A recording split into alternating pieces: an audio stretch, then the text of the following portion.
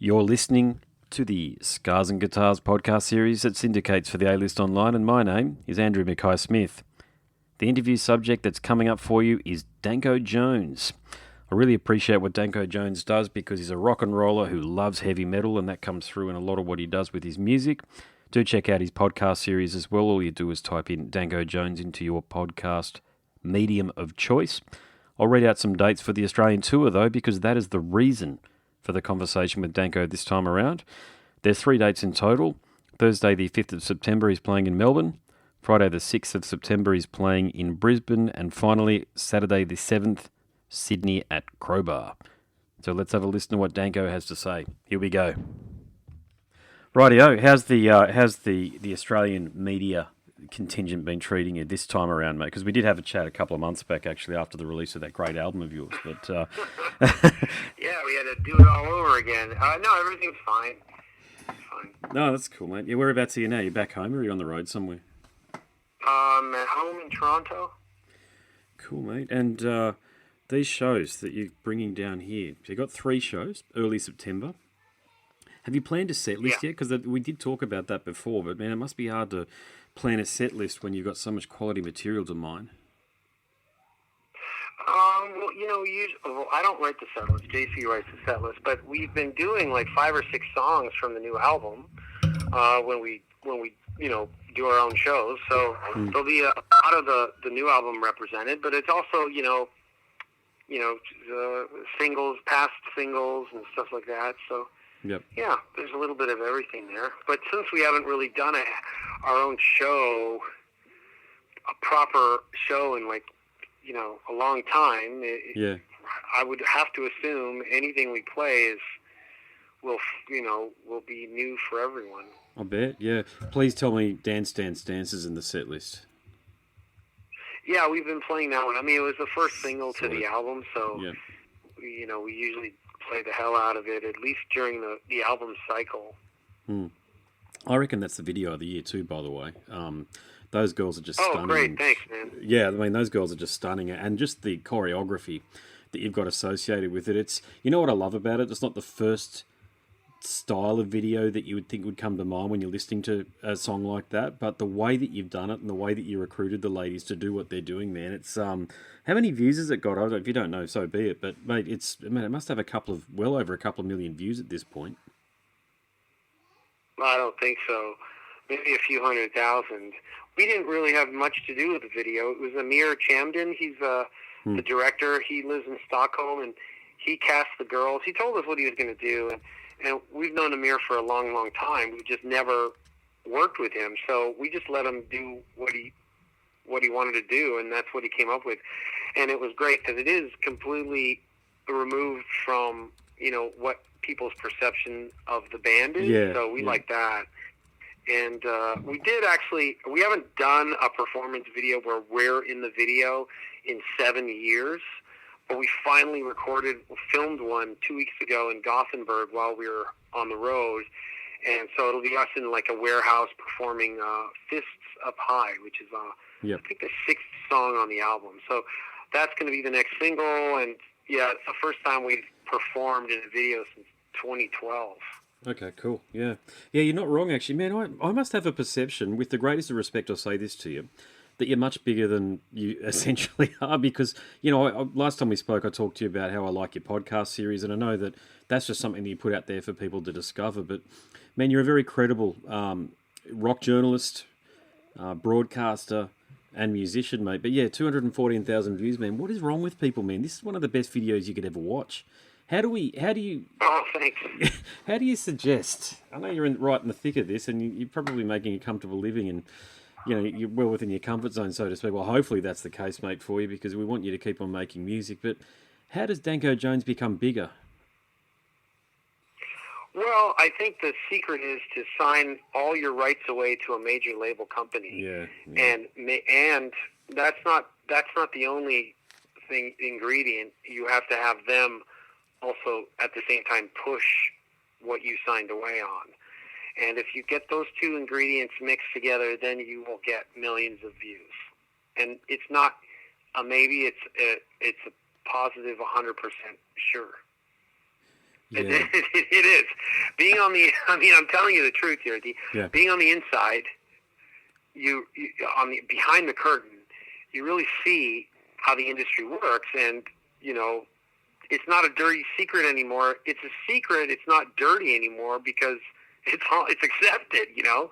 So the bands that get the big push are usually now. There's always an exception, like how Offspring were on Epitaph, but usually it's because the band has signed away everything, given the record company carte blanche to use their music and their image and everything, and it's whether or not the record label decides to push that album that's on their roster. And if they do, and the band has, then you've got a perfect storm. Yeah. Whereas we've always been a band that's very protective of our masters, our image. We're very we don't want to sign away everything, and and there's a trade-off to that. It's like we're talking right now. It's the difference between 5 million views on YouTube and 200,000. And so that's where the difference lies, and it all has to do with how much money is behind the band and how much effort is behind that money, pushing the money. Yeah. It's really just that simple. And as a music fan, I didn't know that, even being in the band for a long time, until we started to, kind of gravitate in circles like that, and you'd see some of these bands, and you'd go, well, why are they number one? Because they're so, I'm sorry, but not terrible, but just so mediocre. Whereas this band that, isn't getting any of the attention are incredible. Mm-hmm. You just have to have a pair of ears to hear that, and the bottom line is, one band gave away everything and the other band kept everything. Yeah. And so that's really the music industry in a nutshell. And people can deny it, but it's the truth. Well, I mean, you've been in it for years, mate, and you're up front and personal with it. And I can't help but think, and these are my comments, of course, I don't have any proof to back them up, but this is my suspicion, mate. But I think bands like you are affected by those algorithms. So this video here is world class, man. There's no doubt about it. Easily the best video of the year. Probably the best video since El Guincho did that thing about 10 years ago. I can't remember the name of the cut now, but this brilliant video clip that they did, which was a Spanish band, which is a montage of all of these different action shots, but there's just so artistic and so tasteful the way that they've done it. And yours is very similar to that. But it's, single shot. That's what I learned about that video, mate. Now, correct me if I'm wrong, but those girls did that in one take. Is that correct? Yeah, it's a one-shot thing. Yeah. There's no cut in it. If you watch, there's no cut. Nothing, yeah. So that was what was really great. And the Pixies did that years and years ago. They did a one-shot thing where they're running over these rocks. And I always thought that was really cool, too. So I really like that one-shot idea. Yeah. Well, my point is, mate, is that I wouldn't mind betting. And so I don't have any proof to back this up, so I'm just talking about what my theory is here. But I reckon bands like yourself are affected by these bloody algorithms. Meaning, to exact point... Oh, yeah. Oh, absolutely. I mean? Oh, totally. Yeah. Oh, yeah. Oh, I see it, too. Like, I watch numbers, and I see how sometimes it's the time of day, the time zone, like yeah, and what picks up. Yeah, absolutely. Yeah, how do you get around sometimes it? I'll post something. Yeah. I'll post something and I get no response, like 0 in 5 minutes, which usually you get at least 5 likes in 5 minutes. And that all has to do with algorithms and what's going on. Yeah, it's weird. I'm back at uni. I'm in my 40s, but I'm back at uni these days, okay, full time. I'm starting to be a journalist with a major in social media. And what we learnt in one of our classes last semester, so this is current, this is June, July, August 2019 current, is that if you just post organically, okay, so you put out a post on your website, on your Facebook page, or if I do one on my Scars and Guitars Facebook page, the average audience that you can expect to reach of your followers is 6% unless you either boost it or pay for advertising. Now, I'm led to believe that's a fact. So what you say there does not surprise me at all, because whenever I post our last one, for example, Same thing happened. It's like I get a couple of random people liking it from outside of my subscriber base, my follower base, but not people inside. I'm thinking, are people not seeing this? And that is actually the answer. So even if you subscribe to a page, you're not going to bloody see the content that is produced by the creator, the content creator. And this is where they didn't go hard enough on Zuckerberg at this bloody Cambridge Analytica thing. They really needed to drill. Those guys didn't have a clue, to be honest with you, that were drilling into him. And you could tell how nervous he was. That was a moment in time for we, the people, if you like, even though it was in an American court. But this is something that affects both you in Canada, me in Australia. You can be anywhere in the world because it's a global phenomenon, Facebook. But they needed to hammer him a lot harder on these sorts of things because these people are effectively the people who control the algorithm on Twitter, Instagram and Facebook. These people have become the most powerful people in the world within the space of 5 years. And that's wrong. I mean, you're seeing elections being decided really by what's content is being broadcast and promoted. So we're at a point where it just depends, to your exact point earlier, it just depends on how much money you've got behind you, and the way that money is spent will determine the amount of success you've got. But that's bullshit. I mean, shouldn't really there be a law that says it's organic, or at least have two versions of it? One which is a paid version where you can pay to promote the hell out of something like a World Star Hip Hop style thing, where you're looking at it and you're watching it and you know why you're there. But most of the people who are on Facebook have no clue about these things that we're talking about. So, mate, I don't know what the answers are. But you can argue it that you are buying into their platform. So you are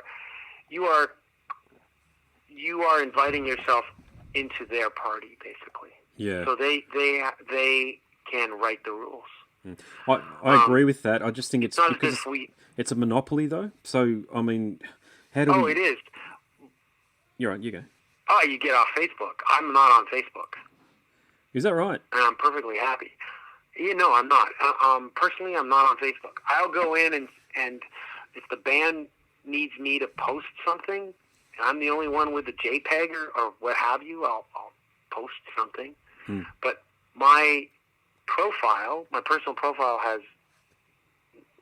I don't even go on it. Like, I don't have any friends. I don't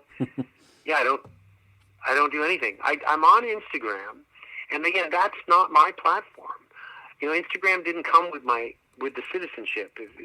When you're born, you don't get it. You don't buy into the company. So you're basically on their platform, and they can write the rules. And that's the thing is people go, oh, they own my photos or whatever was going on over the last couple of days. And it's like, well, yeah, you're posting on their platform. You got to make sure you watch what you post. I mean, it's the same thing it's the age-old story about Facebook where people post photos of them, I don't know, doing cocaine, and then their potential future boss, kind of digs in their profile a bit and sees all this stuff, and they don't get the job. We all have heard that story before. So you just got to watch what you post and make sure. That's why on our Instagram and our Twitter, I keep it personal enough so people know that, hey, this is I'm engaging with you. Like it's not just a robot. Yep. It's not a bot just going, come to the show. We have a new album. Yep. It's not that, but it's also not me going, well, I'm going to post this photo that's, hilarious now, but might bite me in the ass later. I'm never going to do that. Or anything super personal about my life. Just because it is so public and it's not mine once I post on it. Yeah, you're not wrong. I do That's struggle with that. That's the thing I think a lot of people don't realize about Facebook. And it's that Face app thing. I downloaded that Face app. I'm fucked like the rest of the 30 million people who did as well. Yeah. But what are you gonna do? What are you gonna do? Oh, it's and I did it Trojan so horses. all I did it was so I can post a photo.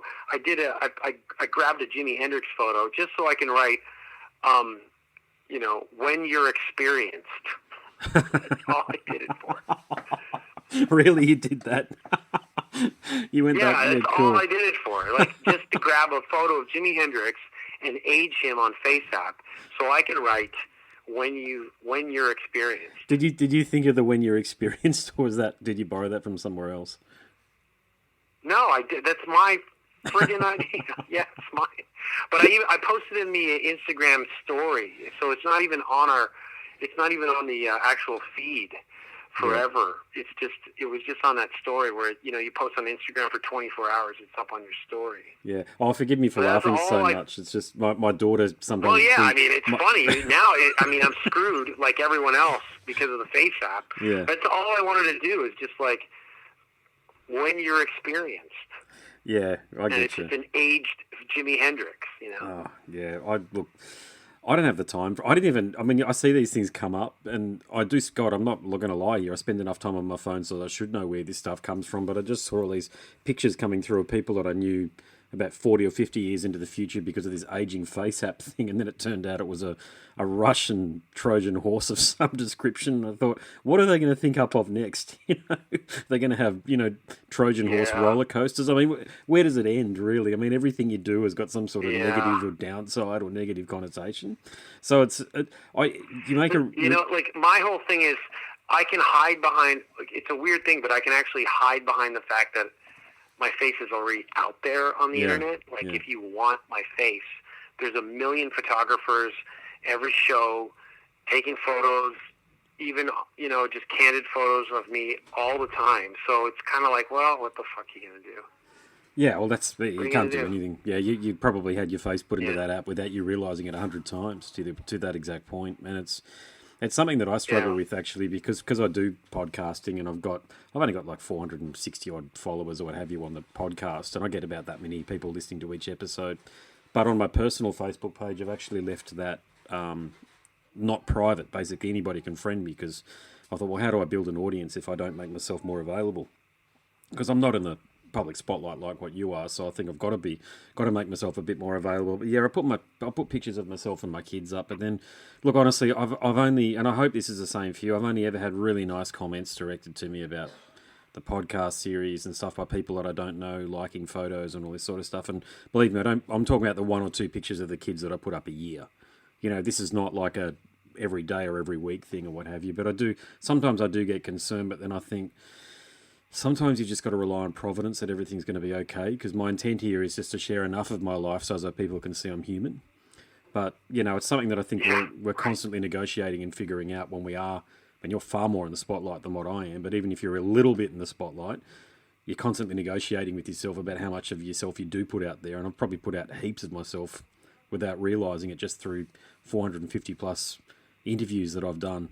And most of them have been turned into, vast majority of them have been turned into podcast interviews. But, mate, I just think, I don't know, I'm just grateful to talk to people like you. And I had a chat to Marty Friedman the other night, and George Lynch as well from Doc. And yeah, man, it's a good life to be leading, to be honest with you. So I sort of think, well, whilst I've got this opportunity, I'm going to strike while the iron's hot. And if I make a few mistakes along the way, I'll give it away a bit too much, so be it.